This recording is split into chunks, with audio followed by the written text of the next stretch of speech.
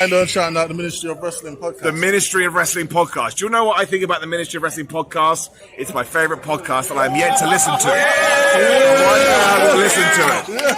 That's the deal, right? So right now, if you're looking at my bald head and you're not listening to the Ministry of Wrestling podcast, I'm ashamed of you. I'm disappointed in you. You've made me sad. And the only way you can sort this out is by listening to the Ministry of Wrestling podcast. Do it now and subscribe. And do other things with the thing. All right.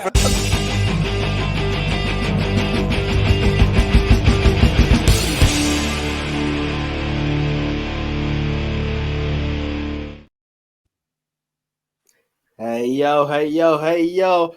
Wrestling is coming to another year end, so you know what that means. We're here. It's me, the one AJ Anthony Jordan. Me, then the wrestling fan that doesn't watch wrestling. Ultimate Finessa, reigning and defending champ Simsy. What's up? Big Tone in the zone. It's been a giant year for wrestling. It has indeed.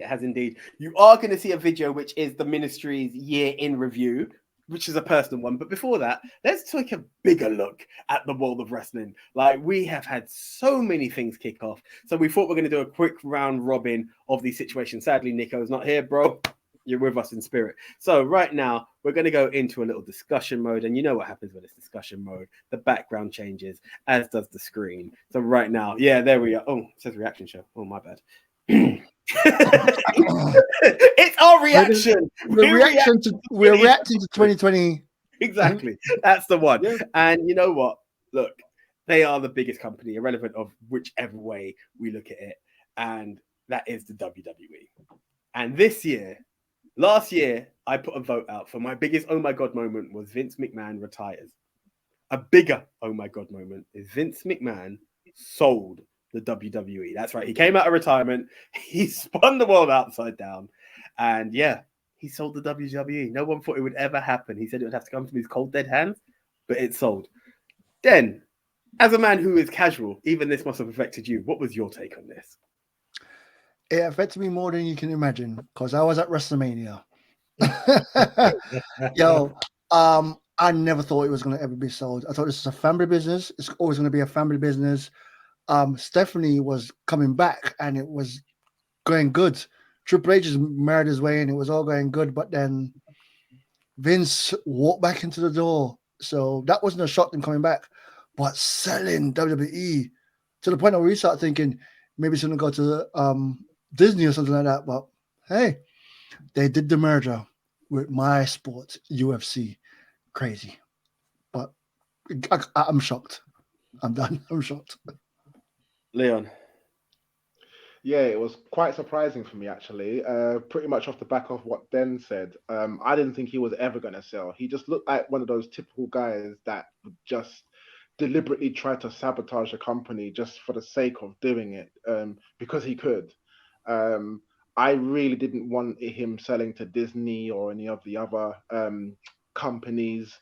And I'm not a consistent fan of UFC, but I am still a fan. You know, I still do watch it, especially when the 246s and the 26, the UFC numbers show. So I'm actually quite happy about that. And then he actually finally sold, which I think is brilliant. And in just a couple of months, the product of WWE is getting a little bit better. The morale around the locker room is a lot better, and the wrestlers and the company in itself is a lot more happier, and I'm all for it. Okay, Big Tone. Well, you know what? In the lead up to this news, man, we was hearing whispers that Vince McMahon come back. Little did we know he was going to come back like Gomez Adams. Like looking like some villain, man, like Dick Dastardly or something. And just like Dick Dastardly, he's pulling some nefarious stuff because, not only did he manage to come back, he came back large and in charge. But this time through the merger of UFC and WWE with Endeavor. Yeah, very interesting because obviously one is sports entertainment, one is an actual sport. But I guess they both fall in the remit of combat sports or whatnot. Yeah. Like, but again, a lot of USC fans are going to be scratching their head because they don't feel like that. Yeah, a lot of fans of shoot fights and everything, they're not going to be feeling like that. Hey, then. But like for me, I feel like it's good. It's good for business. Like maybe it might not be quite good in terms of a monopoly. Yeah, with more money, WWE can dominate even more. And like to be honest, that does overshadow all of the other little wrestling federations that are out there. But still, this is the golden age of content of wrestling, and like I'm happy that WWE do business because I feel the more WWE do business and the more wrestling goes through a boom period, we get more special moments. Many that are on this list that we're going to talk about. So yeah, good thing. Yeah, look, I can't help but agree. It is big. It was huge.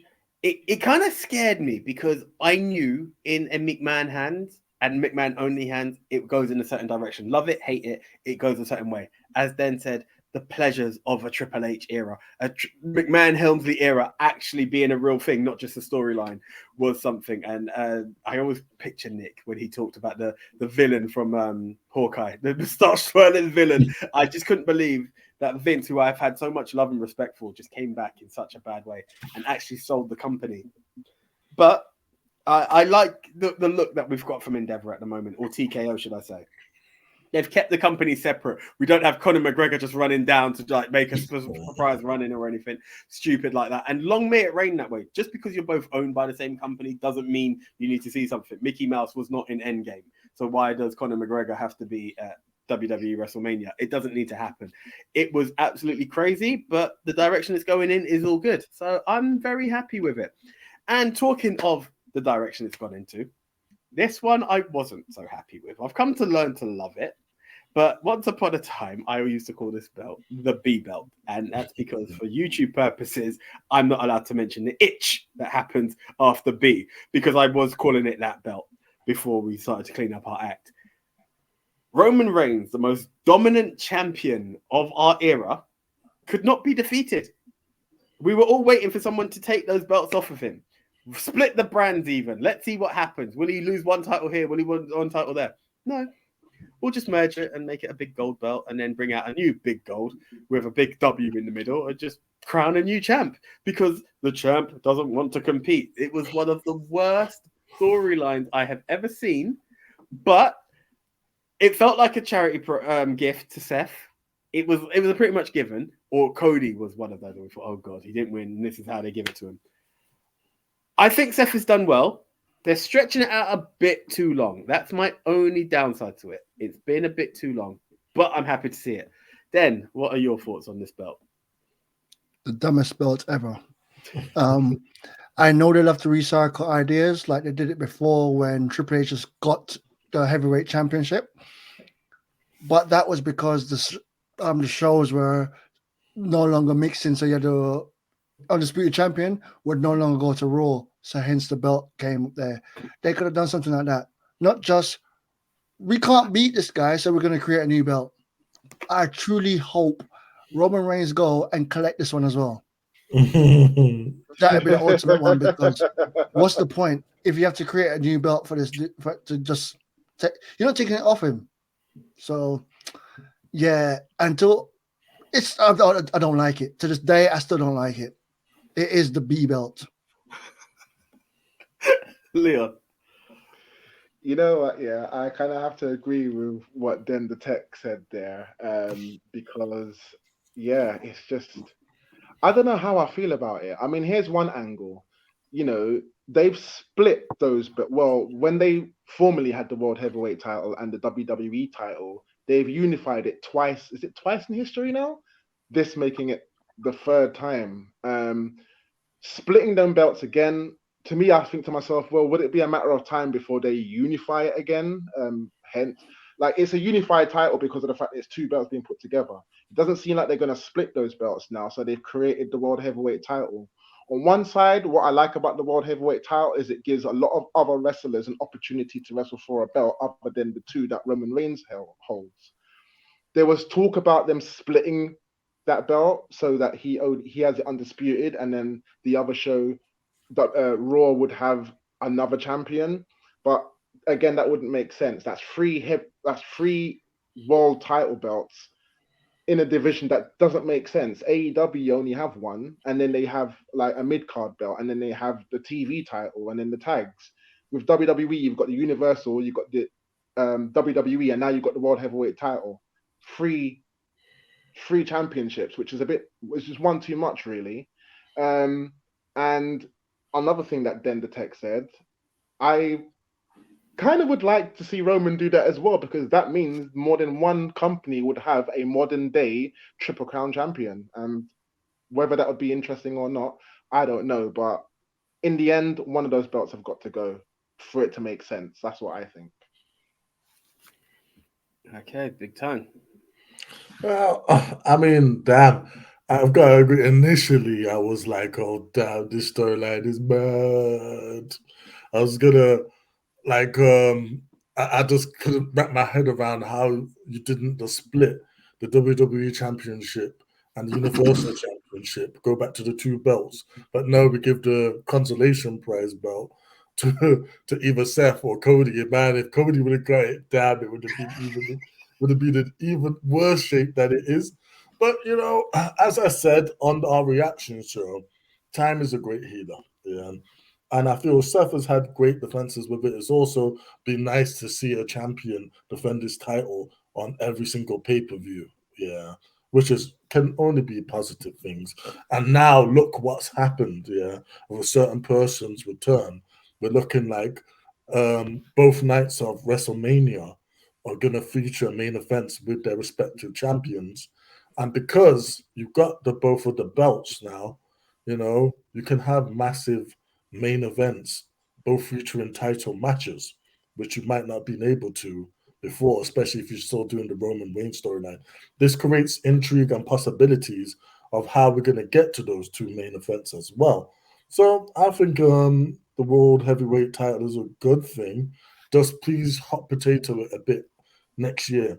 I don't feel that you need to have two, and like it's actually three lengthy championship reigns, yeah, going on at the same time. Why? Because it becomes boring and predictable. Yeah, like let's have a bit of splitsies. Let's give people a title reign who deserve it. Let's give Sammy a title reign. Let's give Jay Uso a title reign. Yeah, they don't have to hold it long, but at least they've had it. Yeah, they can say they've been a world champion. So that's where the good of that title comes in. Yeah, look, it's a very divisive one, and guys, would love to hear what you think of it. The split is good. Certain guys should have been champ or should not have been the first contenders for it. I'm looking at Finn Balor and Shinsuke Nakamura in that conversation. Yeah, and next, let's just bring up the tag titles. Let's split that up because that's beginning to be a bit Please. either make it one belt or split the belts. But guys just walking around with two belts for no reason, it's long out. It's long out. And that design of those belts, man. Oh gosh. They look cheap.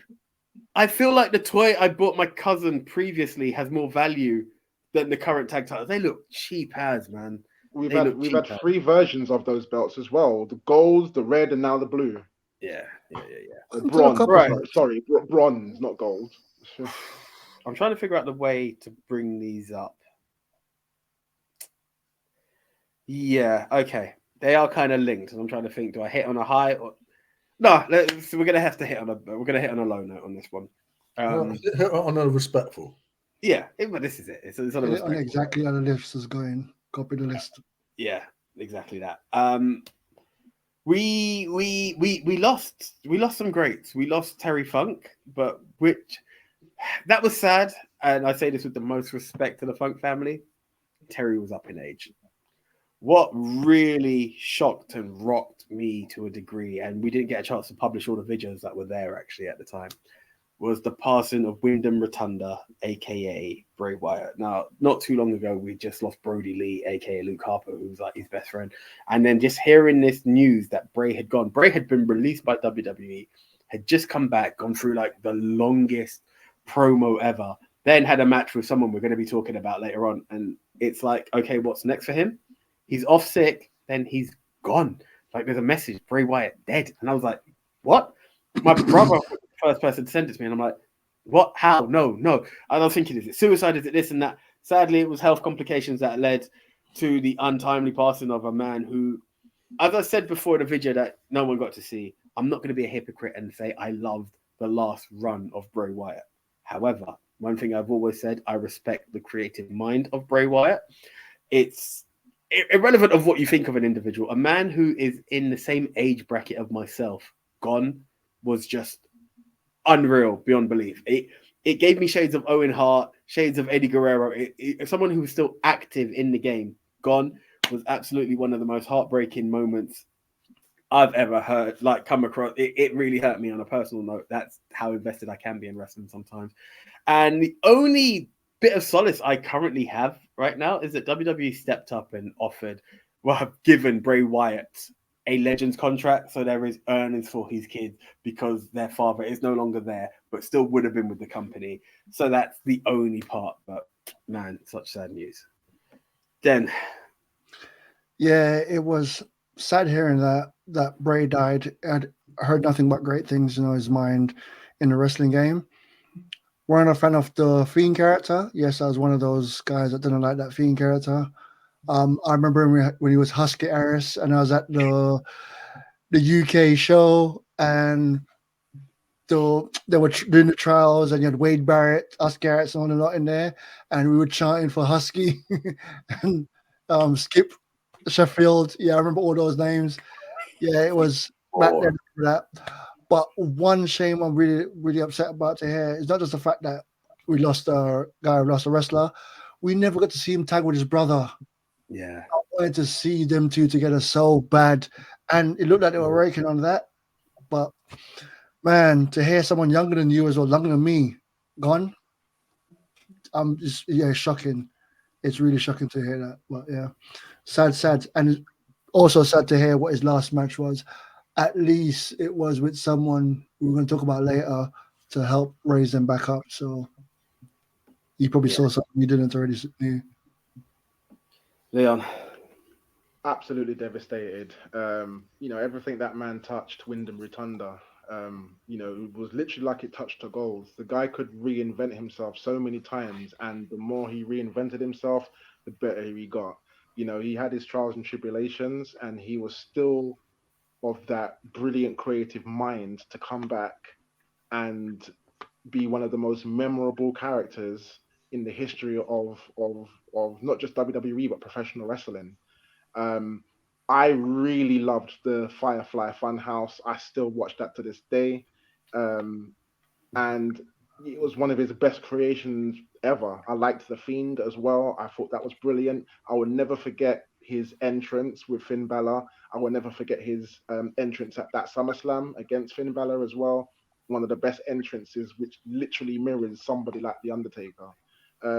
You don't get most comments like that where you're compared to or referred to like The Undertaker, and that was massive. It's going to be terribly missed. As you can see, I've got the Firefly hat there in tribute. And I'm glad, as AJ mentioned, that WWE put him on the Legends contract, which means obviously all contributions go to the kids. And obviously, yeah, I will gladly make a purchase from that and contribute to the cause because it's a very sad loss. Died too young, as then the tech said. He was younger than most of us. Gone too soon, should I say? So, in closing on that, obviously my condolences go out to his wife and his children and the Rotunda family. May he rest in peace. Gone but never forgotten. Yeah, man. Indeed, never forgotten. And this one stung. This one really did hurt. I mean, not to put like any of the other recent deaths on a lower level, but this one hurt because we was so hyped to have Bray back in the WWE. I remember last year at Extreme Rules, the buzz around him returning with the whole White Rabbit gimmick and everything. And then the way the show ended had the world ablaze. The whole Uncle Howdy stuff I was actually quite into. Yeah, I wanted to see where it was going. I was so glad to see Bo Dallas getting a chance as well. Yeah, so there will always be an element of what could have been. Yeah, for Bray. I'm happy that he did have the life and the career he did. I'm happy he was able to meet the love of his life in it and have beautiful children with them. I'm happy he was able to fulfill his dream and become a multi-time world champion. So, like, I'm thankful for that. His legacy lives on. And like WWE did a wonderful thing by putting him on this Legends contract because I'm happy. Like it makes me sleep better at night to know that his family is being taken care of. Yeah. So man, rest in like power to the amazing Wyndham return of Bray Wyatt. I'd also be remiss not to like touch on Terry Funk's death because Terry Funk, if you don't know, please go into WWE archives and just like type his name. Go into YouTube, type his name. Most of the heel work you enjoy today is because of Terry Funk. Yeah. Yep. So man, put some respect on his name. Rest in power to that legend, and rest in power to Bray Wyatt and any other wrestler that's passed in 2023. Do you know what? I couldn't have said it better. I couldn't have said it better. It really was two touching I'm not even deaths. crying. Wow, there you go. Yeah, there we go. No, my eyes are leaking. Okay. No. I like how he was able to bring that up onto a high note. Big up to you on that one, Dan. And yes, rest in peace and condolences to the families of all those that have passed in the wrestling world. Not just those two that we primarily mentioned. But while we talk Bray, I mean, there were some parts that we could highlight, the endorsement of The Undertaker passing the torch, which, okay, sadly didn't mean something. But there was another passing of the torch. It wasn't the moment of shining for that guy, but it was his first major pay-per-view.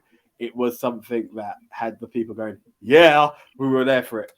Personally, I was not a fan of the match, but yes, Bray Wyatt's last match was against WWE's biggest, fastest rising star this year, L.A. Knight. Yeah. Yeah. Do you know what?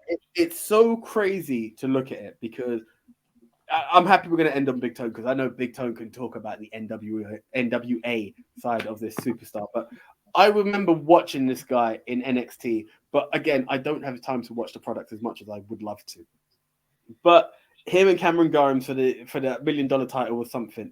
Then he starts in WWE main roster as Max Dupree.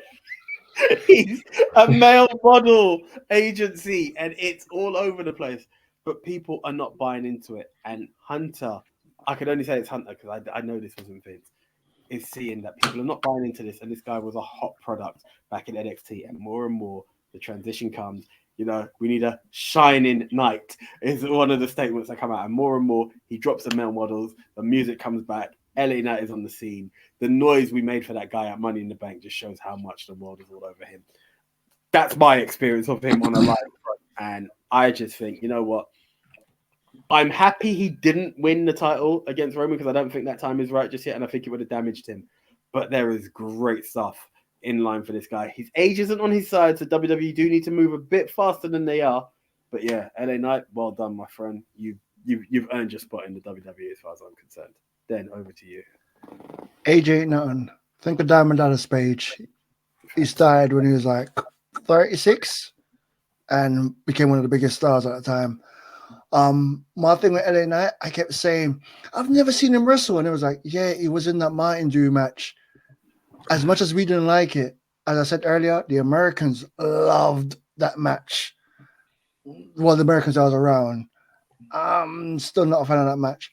But what my memory from WrestleMania, I can't really tell you any matches, but I can tell you to walk out of that stadium, going up that ramp and just hearing, yeah. I would say 10, 15 minutes constantly just walking, and the front group would say yeah, the back group say yeah. The front group would say, who's that? Oh, it's LA Knight. Who's this LA Knight? Trust me, you're gonna learn about him. And we did, because all we hear now, when you go to live wrestling show, you used to hear the woo. Now you hear, yeah, yeah, great catchphrase, bro. Leon. I'm actually happy for the rise of LA Knight because, Yeah. a couple of months ago, I started to really get worried because they were just burying him and burying him and burying him. He was like losing certain matches, which I think he should have won. And I actually started to get worried for LA Knight. I actually thought that he was going to be one of the lots that were released because there's obviously been a lot of release this year as well. I was a fan of LA Knight when he was Eli Drake in Impact Wrestling, and again, superb, outstanding character. Broke through, became world champion, which just goes to prove that he can do the same in WWE. He has the ability, the mic skills, the in-ring technicality to hold a championship, whether world or indie. As AJ mentioned, time is on a little bit of his side now, so I hope his push comes a little bit faster. Um, I wouldn't say I was a fan of the Mountain Dew match, but I wouldn't say I hated it as well. Obviously, they're given these roles to play, and they can only do it to the best of their ability. I remember Yokozuna. Um, I remember the documentary about that and the fact that how he just had to make that character work. And LA Knight has made the character work so much so that after that match with Bray Wyatt, his career slowly started to elevate again, and now he's one of the hottest commodities in WWE. Um, I hope he has a title run soon. Um, and to me, at this point, it doesn't matter what title it is. Just put a title on the man's shoulder. He's worked his backside off hard enough, and the crowd have clearly shown that they are behind him on this. So, like another person that you sent to the moon, send LA Knight to the moon as well because he definitely deserves it. 100%. 100%. Big Tone. Yeah, the rise of LA Knight makes me so happy. Yeah, because I've been following his career for a long time. Yeah, as Eli Drake, in both Impact and NWA, and like when Impact put the then Global Force World Heavyweight Championship on him, I was very happy to see that, man. He was the best talker in the company. But as he likes to say, unfortunately, not many people knew about that. Not many people seen that. Yeah. So not many people knew about Eli Drake. He goes to NWA, and like I feel he was doing his bits there. There's a hilarious like skit on one of the shows, one of Power, yeah, where he's like in white and he's drunk. Yeah, it's hilarious, man. But already from back then, people think, oh, he's just copying Stone Cold, and he's copying the Rock. Eli Drake has been doing the same gimmick from day, yeah, the same year that you hear today. He's been doing it for a long time. So when he made it to NXT, yeah, I was ecstatic. I was like, wow, this guy's on the rise. He did his business. I would have liked him to stay in NXT and actually become an NXT champion. Unfortunately, that didn't happen because they moved into the main roster with with one of the worst gimmicks like I've ever seen, man. And like this is how you just know like it was time for Vince to go, innit? Yeah. You can look at people like Adam Cole and say, "Oh, you should be Keith Lee's manager." You can actually turn LA Knight, yeah, into a maximum male model. Yeah, like it's just terrible, man. What people got to realize, Bray. I mean, LA Knight, he was almost fired. He was almost gone. The chopping block in it, yeah, the hand of death that we might mention in a little while, that he was almost on that list. However, luckily for him, yeah, the Endeavor merger did happen. Triple H becomes solely in charge of creative. Triple H sees what I've seen in him for a long time, and that is a megastar, as he likes to call himself. Now, like, yeah, Bray's last match may not be in the greatest, but one thing that it will always be remembered for is this was the actual moment the actual rise of LA Knight. This is when people start to take notice, of who he is, what he can do, how he can speak. And then it's funny, his actual biggest moment that was missed might have become his biggest push overall. Because as then said, you gone to WrestleMania and everyone is just shouting, yeah, yeah. And LA Knight's not on the show. A WrestleMania in LA, and he's not on the show. However, people take that energy, just like when Daniel Bryan got kicked and lost his title in 18 seconds. It's the same energy with LA Knight. People are now behind him.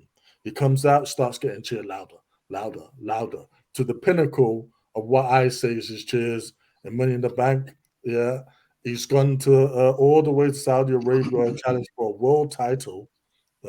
I'm glad he didn't win because again, it's too soon, as Leon said. But yeah, I definitely see in his immediate future US title gold. And who's holding that title at the moment? Logan Paul. Yeah. Love him or hate him, yeah. He's a media draw. Yeah. People who don't watch wrestling might check out his match because he is the champion. Yeah. So for LA Knight to take the belt off him, that's big things. And all I want, you talk about finishing the story. Yeah, I want LA Knight to finish his story because it's a great story. A guy that came from the indies to the other companies, yeah, to NXT, to being buried on the main roster, to making it by himself organically to the tip to top. Yeah, we need to finish that with a world title reign before LA Knight's done. I honestly couldn't agree more. It feels like it would be fitting. I think it would be a fun run as well, and that's what that world heavyweight title's for. You know, I feel that would just be a perfect fit for him. But one thing you did mention, Big Tone, was he just dodged the chopping block. And yes, once again, we've talked about Black Friday. I like to title this one Wicked Wednesday because one fateful Wednesday, WWE done a major clear out. I remember starting with Mustafa Ali, and that felt like something that he'd been waiting for the longest while. So I thought he was gone. Emma, who had just posted, "Oh, this is what I've been so excited for: Elimination Chamber in Perth, Australia." Just for her to go, "Oops, never mind, I've been released." To me, that's still the worst release of it all. The one that I cannot get my head around, Dolph Ziggler. Dolph Ziggler, who I just feel like ever since that moment he was there doing that match with Sting, completely gone. Like, what the hell happened there? Yeah, it just didn't make sense. Did not make sense. But there were many more. I always think it's sad when talent get released because it's someone's living. I can never celebrate it. Whether I hate them or love them as a star, it's someone's living that's been there. But one thing I really, really do like, and who I put it down to is Cody Rhodes. Cody Rhodes and Zack Ryder, now known as Matt Cardona, have shown you can make a hell of a living for yourself outside of this industry, outside of the big boys. And that's what I wish for a lot of them, you know. I'd like to see something big. So was it sad? Yes. But I still have hope for them. Then, over to you. I was shocked to hear Ziggler got cut. I was so happy to hear Ziggler got cut because my brain didn't go to, oh no, he's lost his income. And I'm just like instantly start thinking, ooh, Ziggler versus this person, Ziggler versus that person, because he is one of the best sellers out there. He's one of the best wrestlers out there. He's Baby Sean. Yeah. Sean has come back, and he's a cross between Sean and Mr. Ass. And my God, is he good? Is he a good wrestler? Like, it's really messed up to think, oh my God, we've just lost this wrestler from WWE. He's going to lose his income. And I'm thinking, you're going to make so much money. I can't wait to see you in New Japan. I can't wait to see you in AEW. I want to see you in TNA. Oh, yes. So even though you're meant to be upset, which every year, it's really messed up. Imagine working for a company and every year, you know, around this time, a lot of people can get fired. And you just have to hope you're not one. And even when you go through, you're thinking, I didn't get fired. A day later, it's like, oh yeah, and these lot, and these lot. It's crazy, and yeah, it's mad. Mustafa, thank you. You finally got your wish, and we're gonna get to see you. Indeed, indeed. I'm hoping to see him twice, if I'm honest, but that's a different story. See, I'm a little bit confused with the releases because um, it's post Vince, right? See, before, obviously, we know that Vince, probably Nick Khan as well, was behind it. But with these releases, this is all on Triple H's watch, which has actually made me question what's going on with management back there because 50-50 Dolph. because Vince was still CEO. Vince was still CEO to TKO at the time. Okay, all right. Um, but then obviously, when you're mentioning names like Dolph Ziggler, that's shocking. I'm thinking, how or why didn't Triple H try to save that one? Like, it's not like he doesn't have potential. He's got potential. It's not like he hasn't got in-ring ability. He's got it in buckets. Then just refer to him as a Mark II of Shawn Michaels and badass Billy Gunn. That's the same thing I said. I said he reminded me of Billy Gunn, HBK. Some people even say Mr. Perfect. Either way, from the time you can refer one wrestler to three wrestlers, what more potential do you need? But they got rid of him. Now, I'm with you, brothers, when you say you're happy for him because now, obviously, sad for him because obviously the man earned the ability of earning a living, which we don't wish on anybody. Like personally, I know what it feels like to be out of a job, and it's not nice. But at the same time, as you've all mentioned, now the world is his oyster. Yes, WWE is the top company sort of thing, but you look around the world, there are many other companies. He can go to Japan, he can go to Mexico, he can go anywhere. He can come to England and do a couple of indie matches. He can go anywhere. And if there's one thing I would like to probably see, is him go to AEW, because then he can join his brother Ryan Nemeth, and who knows, maybe they can go on to go for the tag team titles or something. But I think that would be something nice for him to do, is to join his brother in AEW. I can't remember the whole list of the what did you call it? Wicked Wednesday, AJ. Yeah. But obviously it was a sad day in professional wrestling because there was a whole lot of talent, and I don't think it's the wrestlers' fault if the company can't utilize them properly. A company should really look at themselves and the people who they have on their roster. And if you have so much, why are you rehiring just to fire them again? You're just messing with people's livelihoods, man, and it's not cool. So for me, yeah, it was a sad day in professional wrestling, and I only wish them the best in their future endeavors, and that's with the highest respect, not in any disrespect. Okay, big time. Yeah, man, it's always sad when they do this like mass firings. I mean, I suppose some make sense in it, yeah, like when people aren't getting over on TV. But then a lot of the time you don't really give them a chance. You didn't really give Hit Row a chance before you give them the chop. But damn, I was really surprised that they got rid of Dolph Ziggler. That man is, I thought, would be a lifer in WWE. I thought after he's done wrestling, he'll be an agent for them or whatever. And like, hell, maybe he might go back. But from the darkness, I see excellent opportunity. And that in particular is for two people. Yeah. That is Mustafa Ali and Dolph Ziggler. Yeah. Because those two, we like today, we live in the golden age of content. Yeah. For professional wrestling. There is so many shows. There is like NWA, there's MLW, there's the hardcore GZWs, and that's before you even get to the known ones like Impact and AEW, New Japan, and all that. They can go to one of them, they can go to all of them and do well and rack up some like world titles. Life after WWE isn't the end. Just ask Matt Cardona, who had the run of his career after leaving WWE.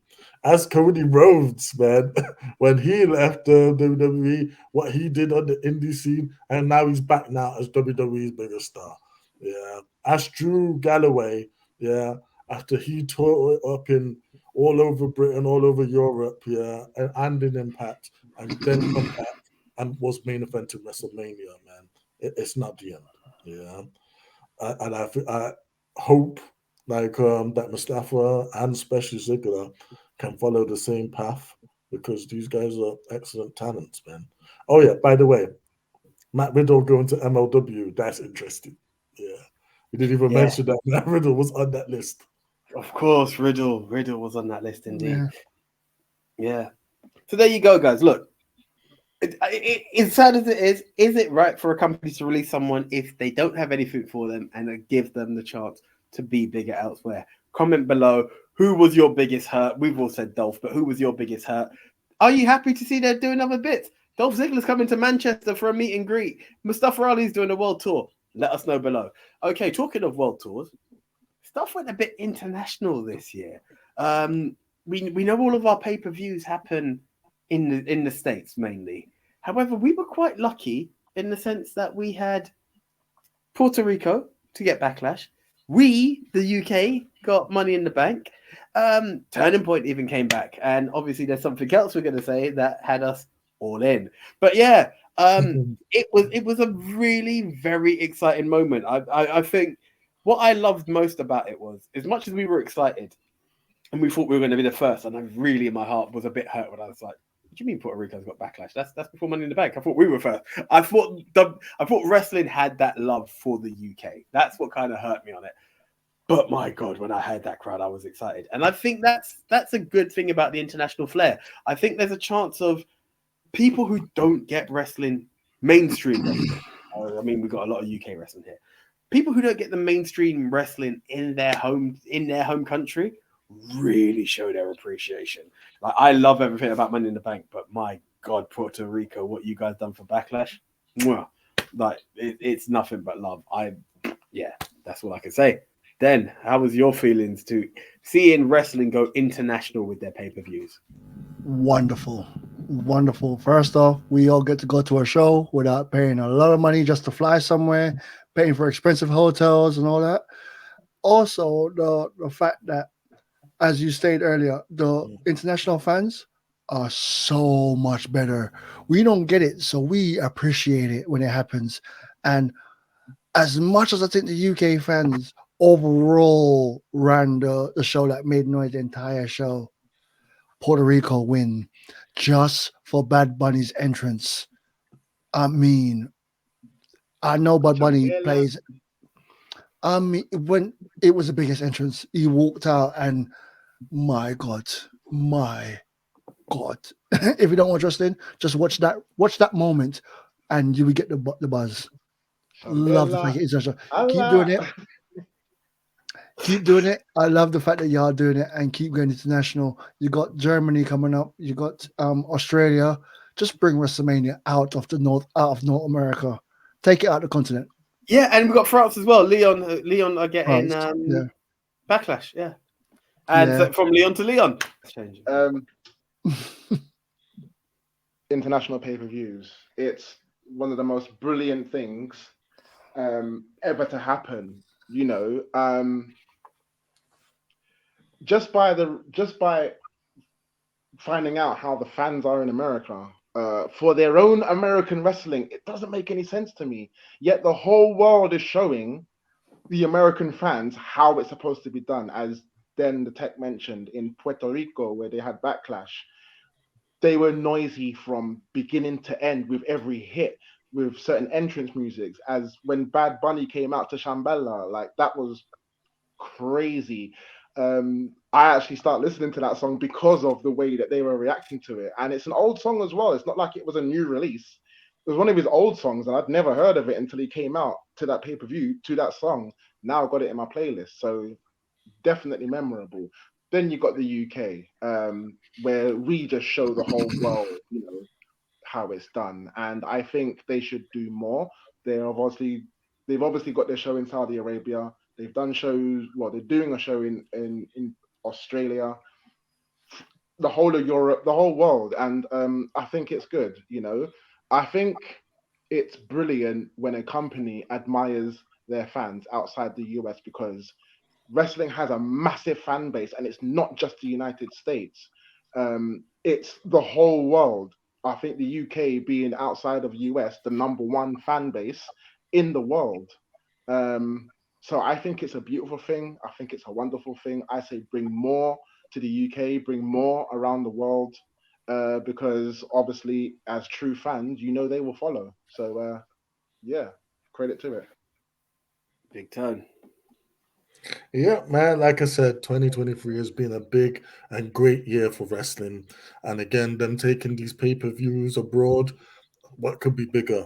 It's so great, to experience these things live. Yeah, as our other video is going to highlight in depthly, it's no other really feeling than when you see something on the TV, it coming to life right in front of you, and all the international crowds. And sorry, US guys, you guys get all the time, so you're a little bit stagnant, yeah, unless you come to one of the major wrestling towns, yeah.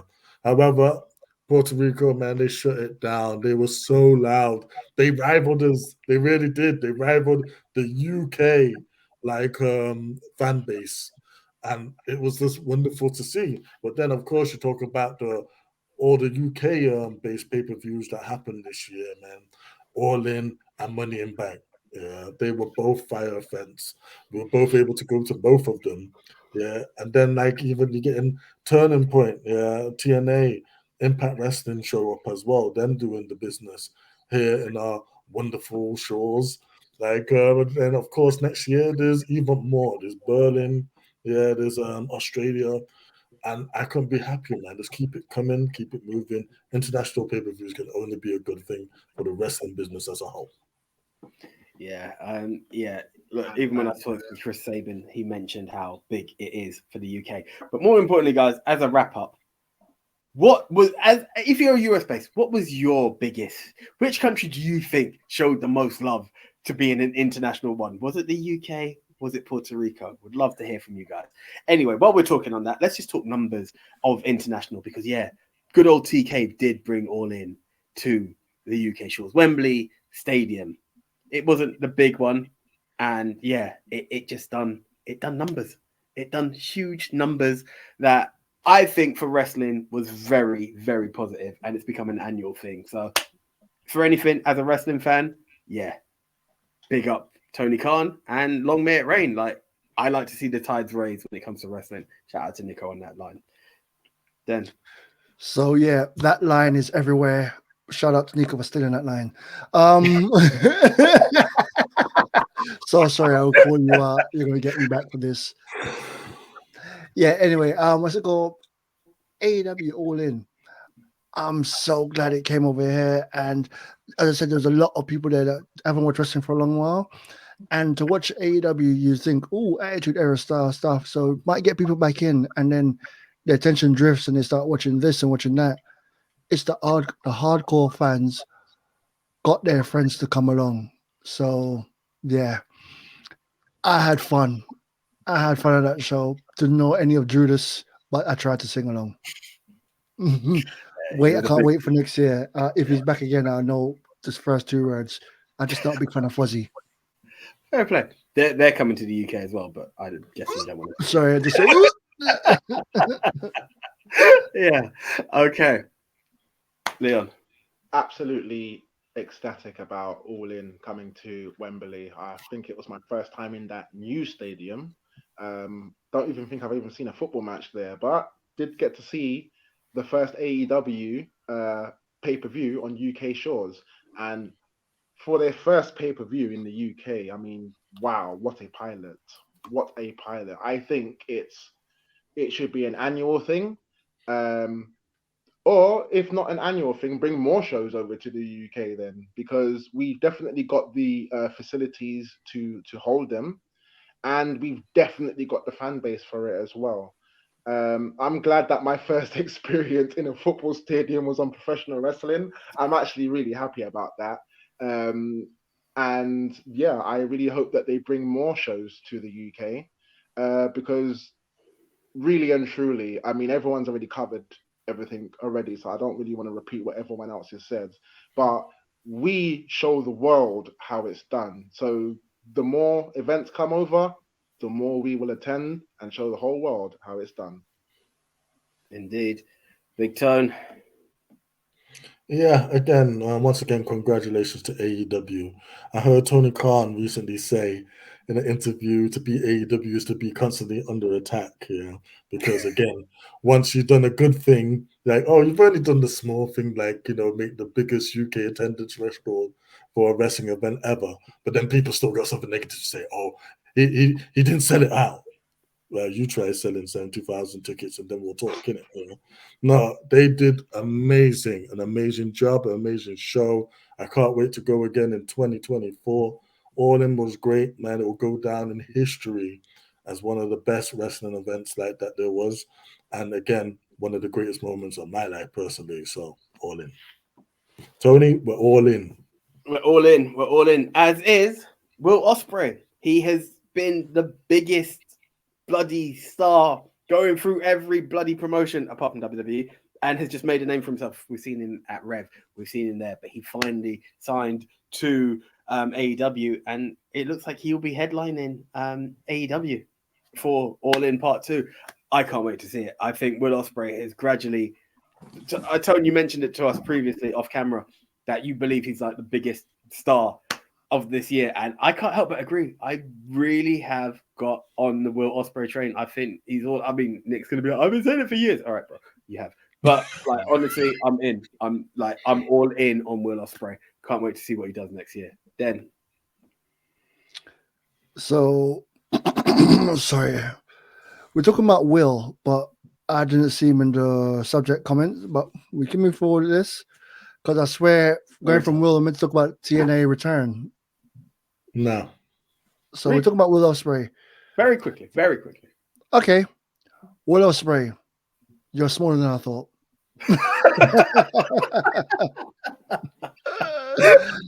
But you're athletic and then some. The best match of the year, and if anyone picks anything different, they're wrong. It's Kenny Omega versus Will Ospreay at Wrestle Kingdom. How they start in January? Yeah. That match was, and it was the best match of the year. January. Give everyone else a chance, man. Brian Danielson did try. He tried, and he's my best wrestler of the year. Hint, giving away spoilers. Yeah, but match. Oh my god. Well, as I said at the Rev Pro show, go make your money. Go get your money, bro. Leon, very quickly. Yes, I am definitely a fan of Will Ospreay.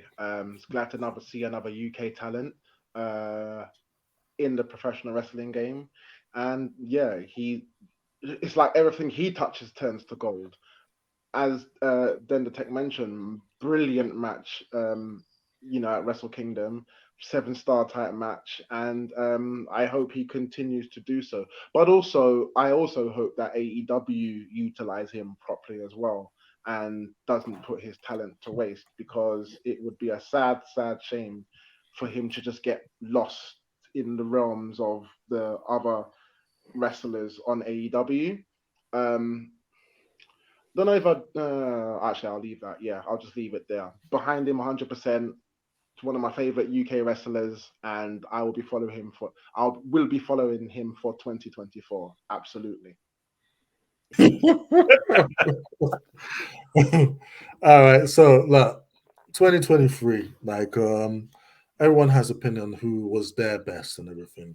For me, the best wrestler in the world, no cap, um, Will Ospreay became the best wrestler in the world for me. Yeah, like I've seen so many matches this year, and like the best ones I've seen really have involved Will Ospreay.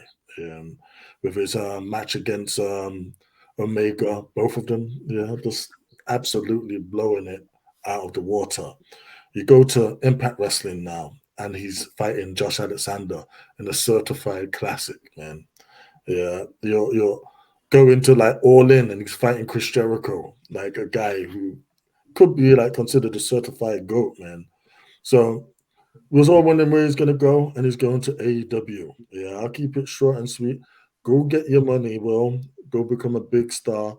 AEW, do not drop the ball with this man. Do not make him be in the background. Yeah, this is the best wrestler in the world. Yeah, you need to use him as such and put world title gold on him. Yeah, and also, but take it easy, Will. We don't want to see you injured before your time as well. Yeah, but yeah, 100%. it's a great signing, a great addition. 100%, 100%. And yes, talking the Billy Goat, who Leon said we'll be following into 2024. We followed him in 2023 to Impact Turning Point, and he mentioned something, and it goes back to what you said there, Big Tone, Josh Alexander, because in 2024, Will Ospreay will not be in Impact. He will be taking on Josh Alexander one more time though, under the banners TNA. Yes, the big company is back. The one that was the challenge to WWE when WCW folded. Jeff Jarrett created this little project, and yes, it's not Jarrett owned now, but it meant something. As a guy who followed this company on the wrestling channel, who saw the six-sided ring, six sides of hell, AMW versus Triple X, Monsters Ball, X Division matches through and through. There has been so much that TNA have delivered, and some of the signings they've made. We were talking Trent Seven, Danny Luna. Well, Will Ospreay is going to be appearing for a match. People, grizzled young vets. There is so much to look forward to. I'm pumped. I am pumped for TNA. Bring back the old school days. I'm loving every second and minute of it.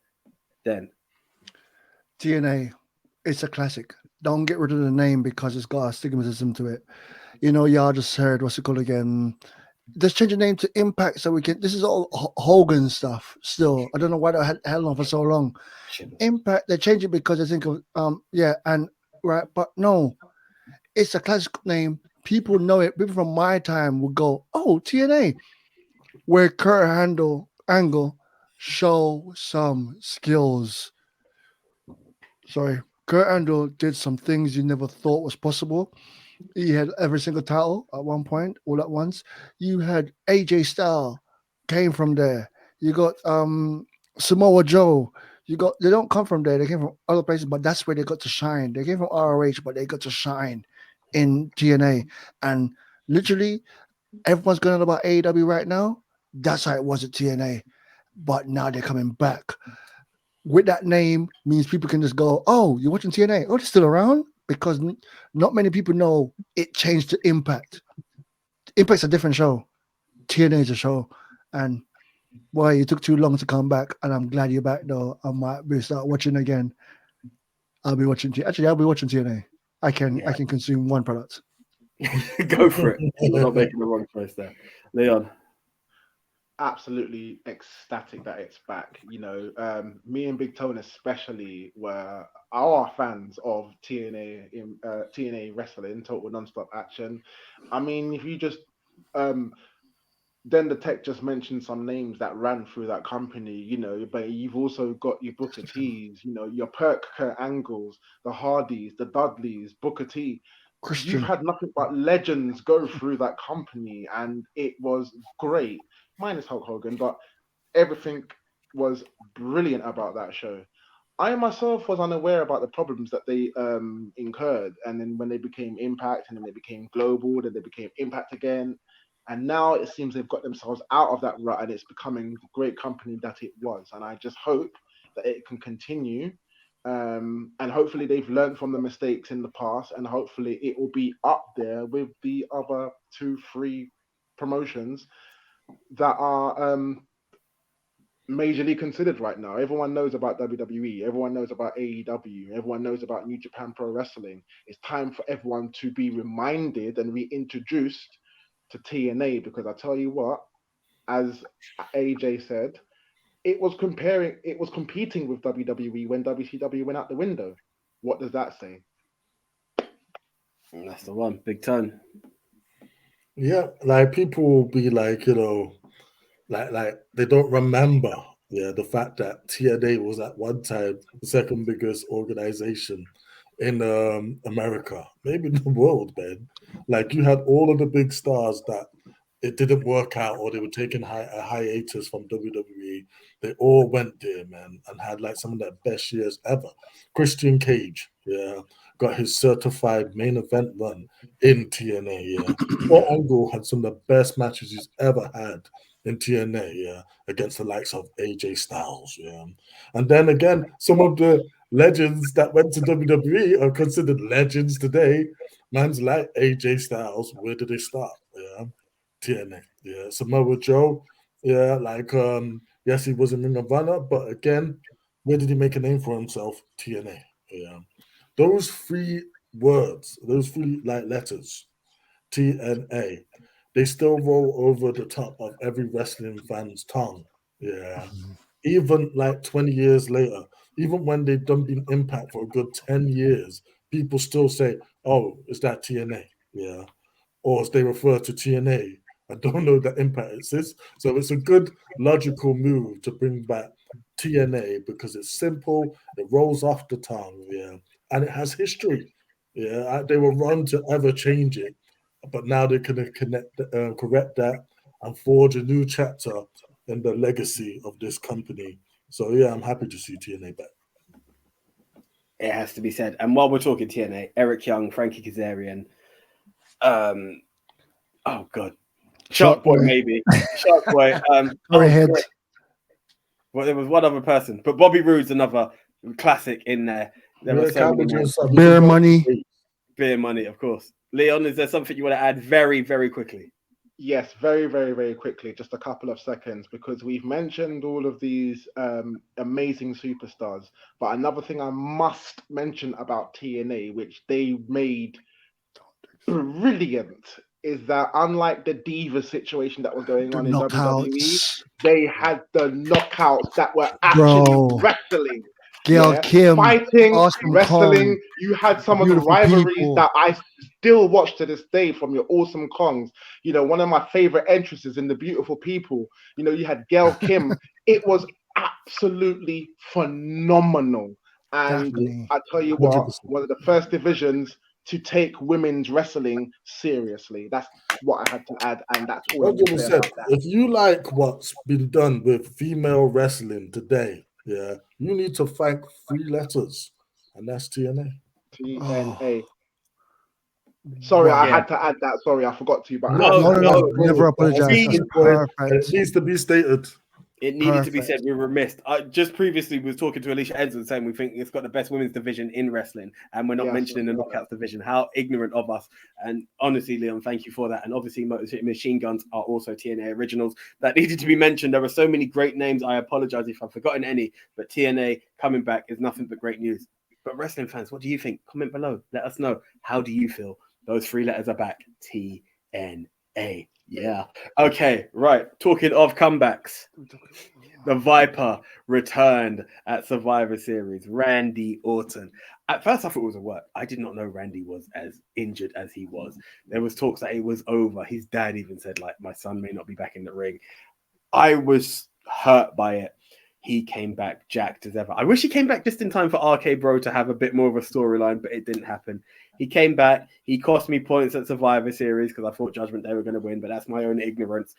Yeah, I should have known better. Randy Orton, the three most devastating letters in wrestling. TNA's most exciting. RK are the three most devastating words. Mm-hmm. It was good to see him back. I can't front.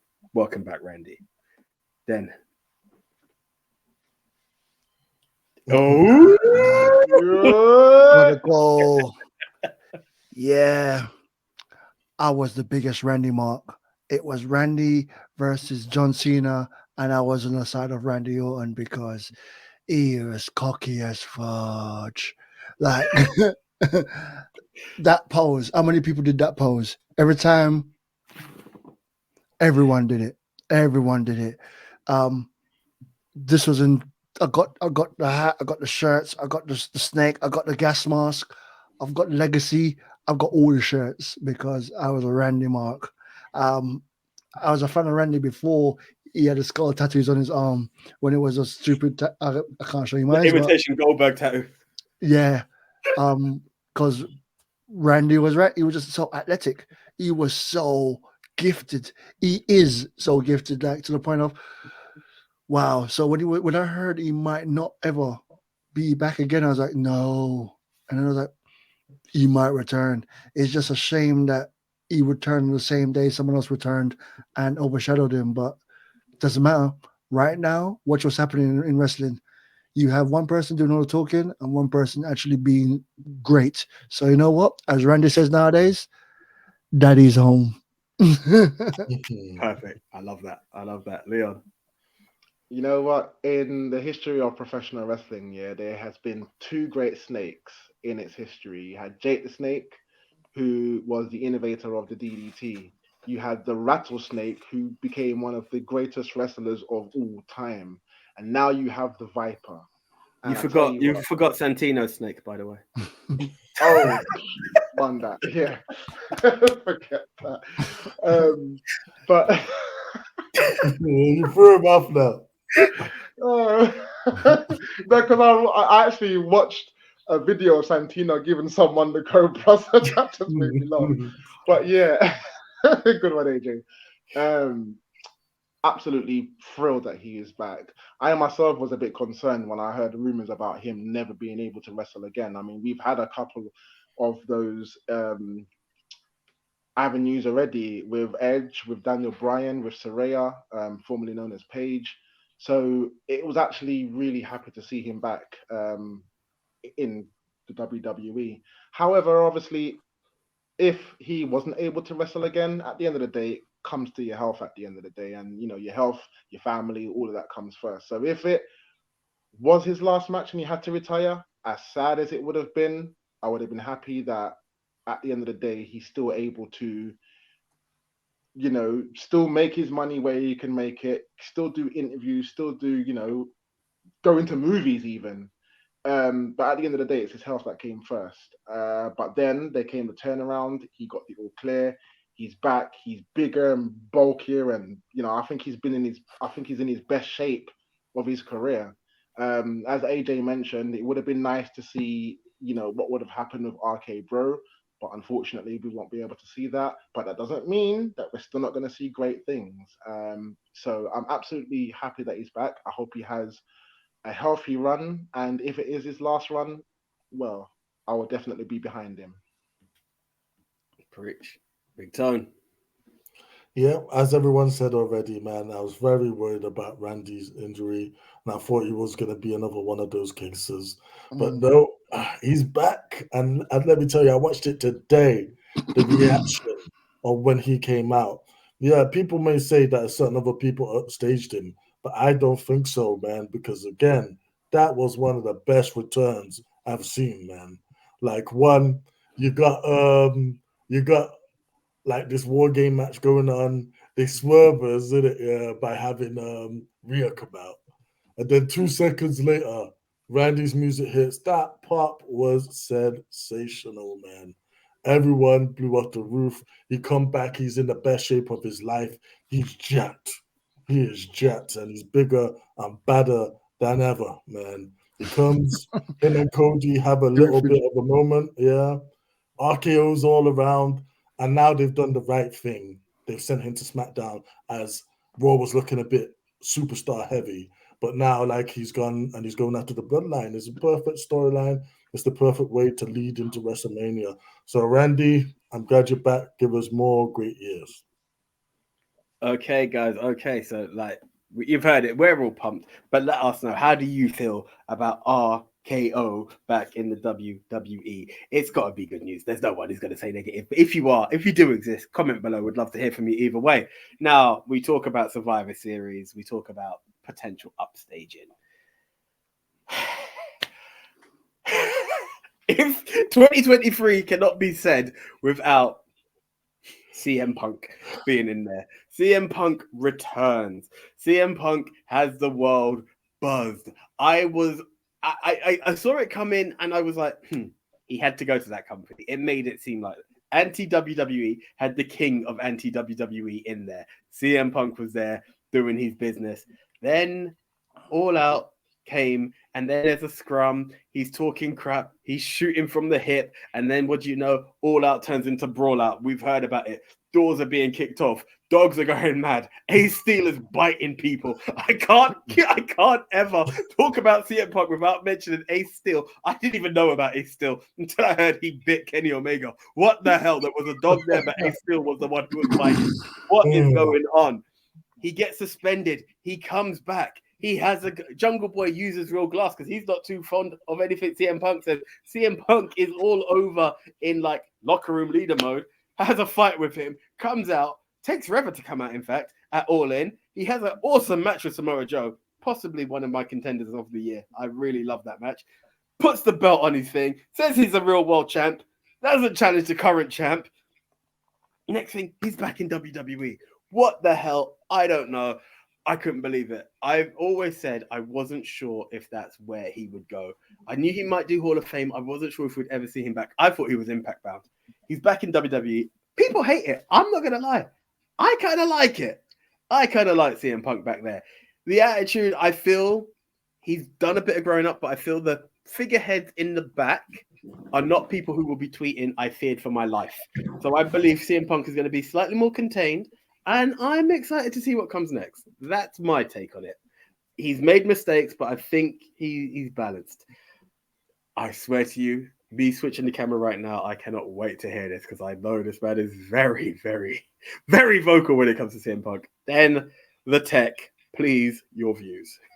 I don't like him. I don't like you. He's a little whiny crybaby bitch. Sorry. He's a crybaby. The simple thing is, it has to be my way, and he thinks you don't earn respect. You meant to just get respect. I'm trying to be Stone Cold salute, yeah. Stone Cold salute. So yeah, he's just trying to like you're meant to respect him, right? Because he's been in it for a long while. Why? I don't care. You've been the same person from ROH. You came to WWE, you're the same person. You went to AEW, you're the same person. And now we're meant to believe you've changed? I'm waiting for you to, just like I said, when you went to go fight Jungle Boy, why the hell are you fighting? I want Jungle Boy to come out on AEW and cut your promo and say, Jungle Boy is home. You hypocrite. You money-hungry hypocrite. All you're there for is the money. What, that $1 million that they pay you back in the days, was it 2012? Is it running out? Because UFC didn't work out for you. I'm going to switch it there. I don't know. Just one quick thing. Huh? One quick thing. Yeah, go. Someone said something which is great.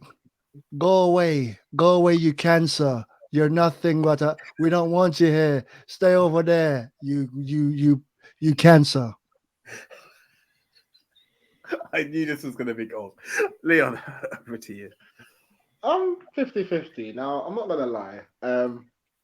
I am a CM Punk fan. I mean, I followed him in Ring of Honor. And obviously, his first run in WWE, I thought was great. I'll never forget the Straight Edge Society and, some of the rivalries he had with Rey Mysterio and Chris Jericho. It was just amazing. And he obviously did the pipe bomb thing, and then, off he went. And then a couple of years later, he ends up in AEW. And he literally had the world in his hands. No disrespect to anybody else, but he literally did have the world in his hands, and it's like he just threw it back in their face. Now, one thing I will say, I don't know about the whole fallout, brawl out, and all this kind of thing. Like, obviously, those who saw it will know what happened. Because I don't know everything that happened as much as they have documented it, I won't speculate into that too much. But one thing I will say is, by what I have read or heard, I don't know whether he's trying to be a locker room leader because I'm hearing it just sounds like borderline bullying at the same time, picking on certain people, it just didn't make sense to me. But then I don't know if AEW were treating him bad or what.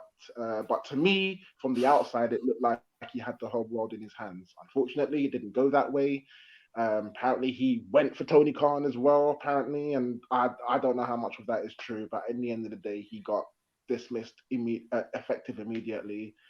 Now, for Triple H to do business with him, obviously, some discussions were probably obviously made.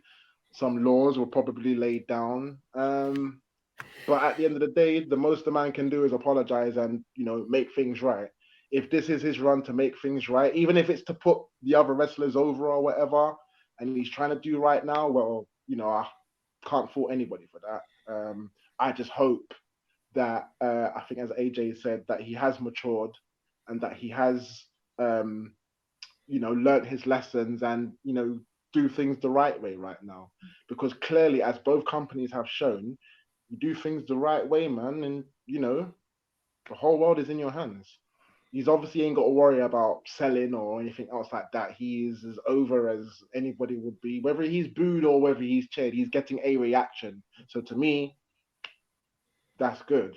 I don't think he has to worry about being let go unless he decides to lunge for Triple H, but Triple H will probably give him a come to Jesus meeting on that one. So you know what I mean? So yeah. I just hope he has a good run.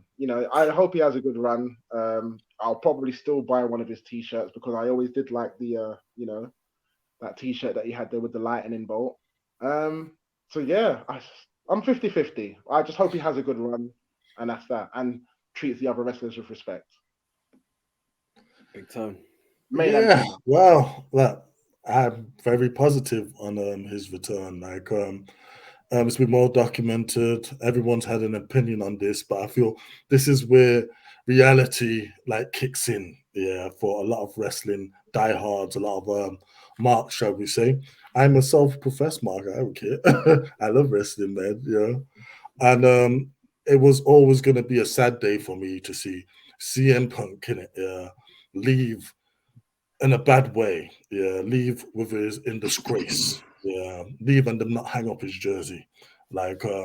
All of those things would have been very sad to me because we hear the word cancer and whatever thrown around, but nobody shared the locker room with CM Punk here. No one on all of these blogs and podcasts actually know the guy or been in a room with this guy. You just know what you read, you know what you hear, and there's two sides to every story. So I feel everyone deserves redemption. Everyone deserves another chance. Now, this is your last chance, Punk. Yes, Seth was quite right. And everyone's saying it because it's true. You mess up here, you're done. And you're done in disgrace, man. So I feel he will be able to. And I do believe the little line he said about being home. Why? Because home is going to control CM Punk.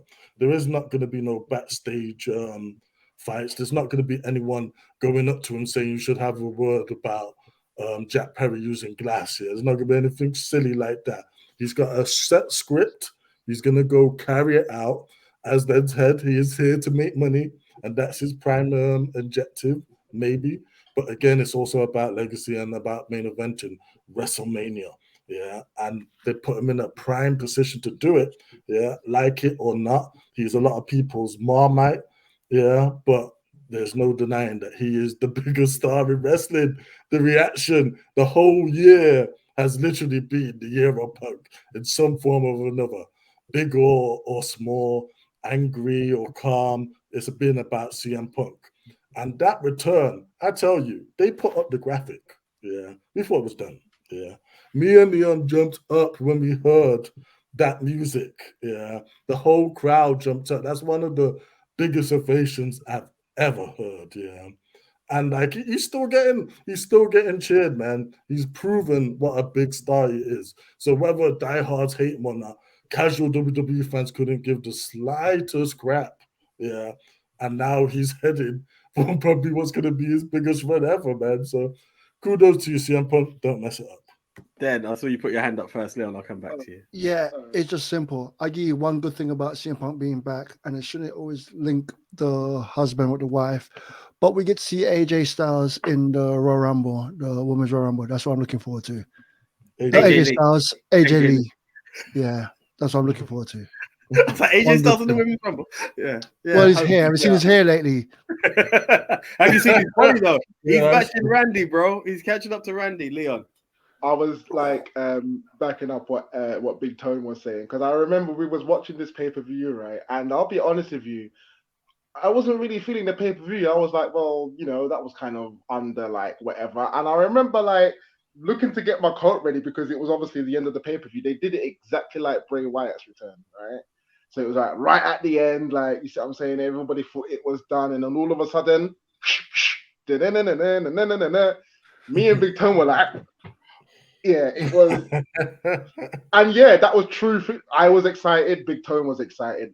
I was excited. I can't lie about it. It was massive, and their reaction equally as big, or maybe even bigger than Randy Orton's. But it was a massive pop, which goes to show the majority of things.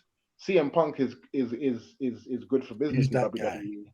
He's that guy. Yeah, he's that guy. As Big Tone has just said.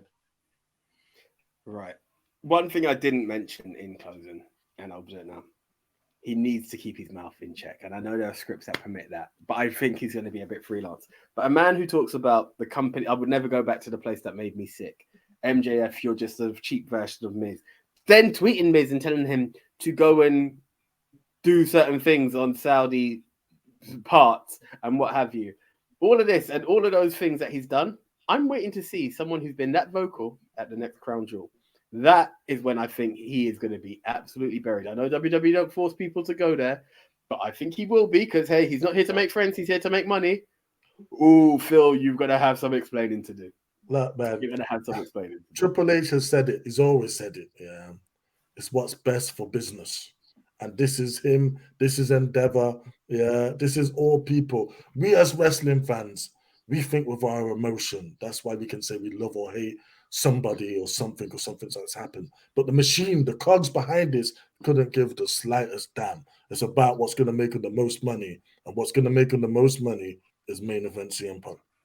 Is Punk fighting someone that's smaller than him? Quite He's possibly. a bully, and I want one-on-one. Well, how tall is Dominic? I was going to say. Right, guys. Right. We're going to close on this. CM Punk, cult of personality or CUNT with personality? It's up to you. Which way do you think?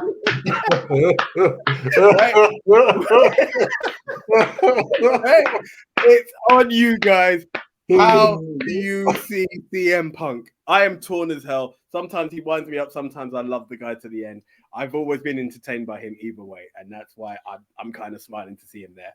But you can't close 2023 without answering that question. If you're a wrestling fan, it doesn't even matter which company, because he's pretty much tampered with all of them. What are your thoughts on Mr. Phil Brooks, aka CM Punk? Would love to hear from you. Do tune in. In the next few days, you're going to hear a ministry year in review because it's been a huge year for us. But if this is the only video you watch, I am wishing you a happy new year. And you know what? Quite frankly, the ministry are out. So until the next time, until 2024, guys, I am the one AJ Anthony Jordan. Then the wrestling fan that doesn't watch wrestling. What? The ultimate finesse, reigning and defending champ, Simsy, saying, have a good new year. All right, Big Tone, out the zone. Thank you for watching, everyone, and have a happy new year. We out. See ya. What's the Ministry of Wrestling podcast?